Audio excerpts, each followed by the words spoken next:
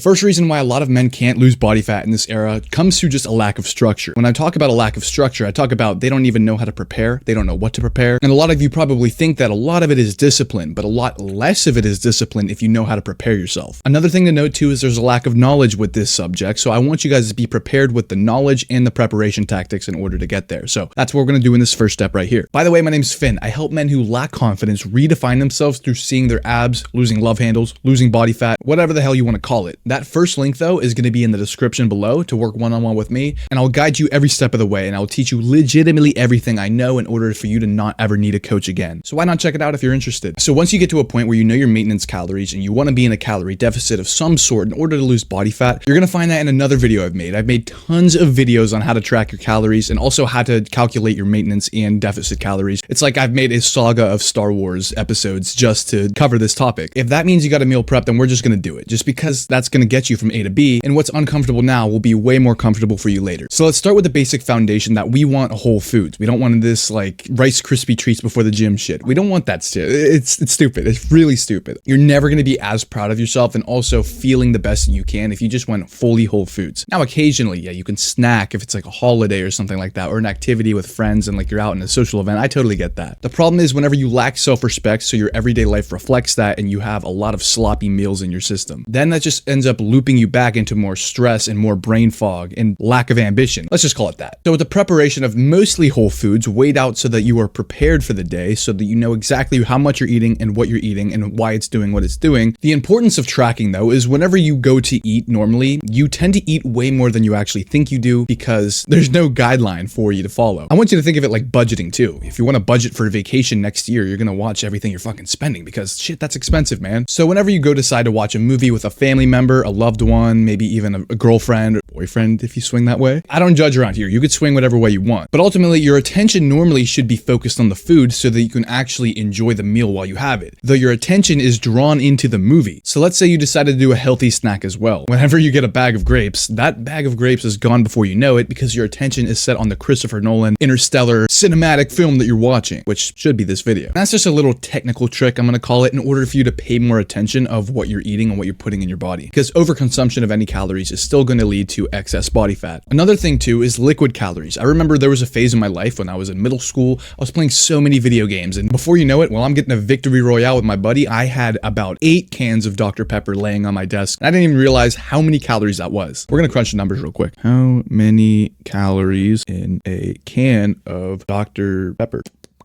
150 calories. So let's say if on average every day after school, let's say I average like 8 cans of Dr. Pepper. So 150 times 8 cans, that's about 1,200 calories consumed just playing video games. Now, before I even started weight training or doing any sort of cardio, I did notice that this soda frenzy, if you want to call it that, was slowly tearing my life apart. Even though I was young, I could handle it, right? We could all handle it when we're young. I still can, honestly. I'm just not going to put up with that shit. And it wasn't really that difficult of a task for me to cut out soda completely because it wasn't much of a task that actually took up my brain power. And that's the problem with overconsumption. You don't even realize you're doing it. I used to work this one valet job, and there was this kid who said he would eat about 6,000 calories a day and could not put on weight. And I'm telling you, this dude was fucking lying out of his ass. I'm telling you right now. He said he sneaks to the bathroom to eat extra food or extra Uncrustables he packed. And if you had any idea of how many calories are in an Uncrustable, and even just all the food that he ate in general, he brought like fruit snacks too. Dude was just slamming sugar left and right. And I don't know why, but he was. I don't know why it was his goal to put on weight that way. And it didn't work, obviously, because he was under eating still. Now, if he practiced a skill of tracking calories through an app like MyFitnessPal using a food scale as well, I mean, not with things like Uncrustables. They say the calories on the label. You could just do it that way. It's not that big of a deal. This poor soul would come to find that he was under eating severely. However, you were overeating in this situation. So what makes it different is whenever you were watching your calories, you're watching to go under what you were normally eating. But the original problem stems from you don't even know how much you're eating. A lot of the restaurants you go to as well are probably lying to you about how many calories are in each dish that you go to order. There's not a chef that's gracefully weighing out every ounce of sauce and every sort of bit of chicken that you're going to be eating at your restaurant. But it's not going to be too detrimental if you go to a restaurant and order something like steak and vegetables or steak and potatoes or salmon or something like that. It's not going to kill you. Now, a lot of people say that motivation is bullshit and discipline is the only way to actually get somewhere, which is true. However, whenever you allow yourself to feel motivated more often, this game becomes so much more simple. It's like doing a crossword that a 3-year-old made. A lot of people think that motivation is this come and go feeling that they don't really have control over. But I call bullshit, because if you were a goal setting individual, the fact that you take action on those goals breeds more motivation in the long term. And I did say in the long term, which means overall, you're going to be more motivated day by day to complete this huge goal that you have built up for yourself. So every day that you make a checklist of you want to eat right, you want to do your cardio, you want to get 10,000 steps a day, you fulfill that, but you check every box off with intent because you did it with purpose, which means that tomorrow you want to do it again, most likely. And I don't blame you. This game is addicting. And at one point, this game had me in a chokehold and it was playing me and I wasn't even playing the game anymore. In the last video, I talked about how if you handed me a pack of sour Skittles that I would just not eat them because I was not interested in it. It would be more discipline for me to actually go off plan, and that's fucking stupid to me. I wouldn't do that. But maybe a few years ago, if you gave me a pack of sour Skittles and I actually did eat them, I would feel horrible about myself. My life would be ruined. I wouldn't be able to sleep for the next few weeks. I'd be tossing and turning, anxiety, sweating in my sleep, and all that because I went off plan just a little bit. Now fast forward to me now. I want you to take this advice. If you go off plan, it is okay because tomorrow is another day that you can just check off the boxes. Doesn't mean you're not consistent, because overall, if you looked at a calendar of every day that you actually followed through with something, you'd say you're pretty consistent, right? Because if you don't treat it like that, you're just going to be way more stressed out. And what does stress lead to? Normally, if you're in this position, probably binge eating, emotional eating, because that's how you grew up and learned how to cope with your stress in the early stages of life. And it just transfers into adulthood without you paying any mind to it. Whenever people say that they have some sort of comfort food, I find that to be the most bullshit statement I've ever heard in my life. Because once you end up like those romantic movies, whenever the girl gets broken up with and she's with a tub of ice cream on the couch, that situation ends up breeding more stress because then you're worried about how much you're eating of something. After a while, you're going to realize, oh shit, that was too much comfort. Then your gut gets inflamed, you start to break out from acne, and then you find out you're a little bit more overweight than you once thought because depending on how severe the stress is or the stressful situation is, the more you do a bad habit that lingers in the back of your mind. In my personal belief, you should find more stress relieving activities that lead you to accomplishment. It's almost like anxiety is stripped away from taking ruthless action towards a goal of yours. And as a matter of fact, a stress body does not prioritize fitness. It can only prioritize survival. If you've ever heard the words rest and digest and then fight or flight, they are real terms. And whether you believe them or not, your body goes through them depending on what stage of life you're in. So if you stress less, you get in better shape and it becomes a positive.